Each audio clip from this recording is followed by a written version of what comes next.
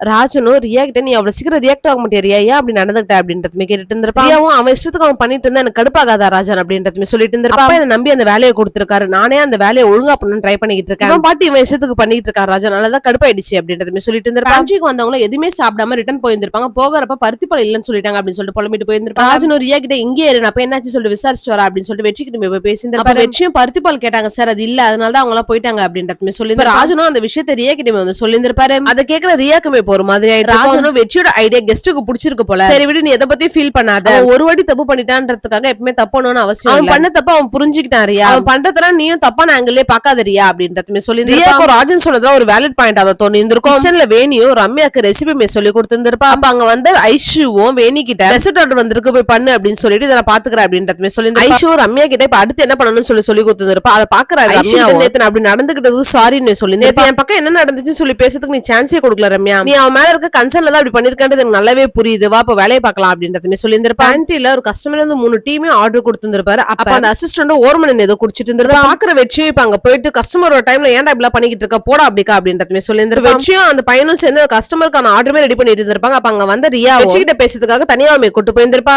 ரியாவும் வெற்றி ஏதோ ஒரு கோவத்துல பேசிட்டு சாரி வெற்றி அப்படின்றதுமே சொல்லியிருந்திருப்பா. வெற்றியுமே நீங்க சாரி எல்லாம் சொல்லாதீங்க, ஏமாலதான் தப்பு, நான் உங்ககிட்ட கேட்டுட்டு தான் பண்ணிருந்திருக்கணும், நான் அப்படி பண்ணதும் தப்பு தாங்க அப்படின்னு சொல்லிட்டு வெற்றி ரியா கிட்ட சாரி கேட்டு இருந்திருப்பான். ரியாவும் வெற்றி கிட்ட உனக்கு என்னென்னலாம் தெரியுமோ அதை சாம்பிள் பண்ணி கொடு, அதை டேஸ்ட் பார்த்துட்டு எதெல்லாம் மெனுல ஆட் பண்ணலாம்னு சொல்றேன், அதுக்கப்புறம் நம்ம பாத்துக்கலாம் அப்படின்றதுமே சொல்லியிருந்திருப்பா. அதை கேட்கிற வெற்றிக்குமே இப்ப ரொம்ப சந்தோஷமாயிட்டு இருக்கும். ரம்யாவும் வெற்றியோட கடைக்குள்ளமே போயிருந்திருப்பா. அதை பாக்குற வெற்றி எதுக்கு இந்த கடைக்குள்ள எல்லாம் வர அப்படின்றதுமே கேட்டு இருந்திருப்பா. அந்த அசிஸ்டன்ட் ஓவரா இருந்திருப்பா. அதை பாக்குற வெற்றி அவகிட்ட எல்லாம் வாய் கொடுக்காதெல்லாம் போய் வேலையை பாரு அப்படின்றதுமே சொல்லியிருந்திருப்பா. ரம்யா என்ன விஷயம், எதுக்கு வேலை டைம்ல இங்க வந்திருக்கு அப்படின்றதுமே கேட்டு இருந்திருப்பா. ரம்யாவும் ஐஷு கிட்ட பேசினா அவங்க கிட்ட சாரி கேட்டா அப்படின்றதுமே சொல்லியிருந்திருப்பா. அப்ப வெற்றி ஐஷு என்ன சொன்னாங்க அப்படின்றதுமே கேட்டு இருந்திருப்பான். இப்ப ரம்யா வேலை பாக்குற டைம்ல இப்படி பேசிட்டு இருந்தா யாராச்சும் பார்த்தா என்ன நினைப்பாங்க, நான் எங்க கிளம்புறேன் அப்படின்றதுமே சொல்லியிருந்திருப்பா. வெற்றியும் தயவு செஞ்சு ஐஷு என்ன சொன்னாங்கன்றத சொல்லிட்டு போ அப்படின்றதுமே சொல்லியிருந்திருப்பா. ரம்யாவும் உன் மேல இருக்க அக்கறை தான் அப்படி பேசினது அவங்க புரிஞ்சுக்கிட்டாங்க அப்படின்றதுமே சொல்லியிருந்திருப்பா. இதே மாதிரி கிச்சன் டீம் கூட கரெக்டா நடந்துக்கோ ரம்யா அப்படின்றதுமே சொல்லிட்டு உனக்காக நான் ஒரு ஸ்வீட் பண்ணி தரேன், போய் வெயிட் பண்ணு அப்படின்றதுமே சொல்லியிருந்திருப்பான். வெற்றியும் அந்த ஸ்வீட்டை பண்ணி ரம்யாக்குமே எடுத்து போய் கொடுத்திருப்பா. அதை பாக்குற ரம்யா எவ்வளவு இது அப்படின்றதுமே கேட்டிருந்திருப்பா. வெற்றியுமே இது உனக்கு ஃப்ரீ தான் சாப்பிடு அப்படின்றதுமே சொல்லியிருந்திருப்பா. அதை சாப்பிட்டு பாக்க ரம்யாக்குமே ரொம்ப பிடிச்சு போயிட்டு இருக்கும். கேண்டீன்ல இருந்து வெற்றியோட அசிஸ்டன்ட்டும் பில் பண்ணி பேமெண்ட் வாங்கிட்டீங்களா அப்படின்றதுமே கேட்டிருந்திருப்பா. வெற்றி அதெல்லாம் பில் பண்ணி காசு வாங்கிட்டு போய் வேலையை பாரு அப்படின்றதுமே சொல்லியிருந்திருப்பான். ரம்யாவும் வெளியே இருந்திருப்பா. அதை பாக்குற நெடுமானும் கிச்சன்ல இல்லாம எதுக்கு வெளியே சுத்திக்கிட்டு இருக்கீங்க அப்படின்றதுமே கேட்டிருந்திருப்பான். அப்ப ரம்யாவும் செஃப் ஜான தேடி வந்தா அப்படின்றதுமே சொல்லியிருந்திருப்பா. நெடுமானும் ரம்யாவை கூப்பிட்டு ஸ்டோரேஜ் ஏரியாக்குமே போயிருந்திருப்பாரு. டீப் ஃப்ரீசர் ரூமுக்குமே கூட்டு போயிட்டு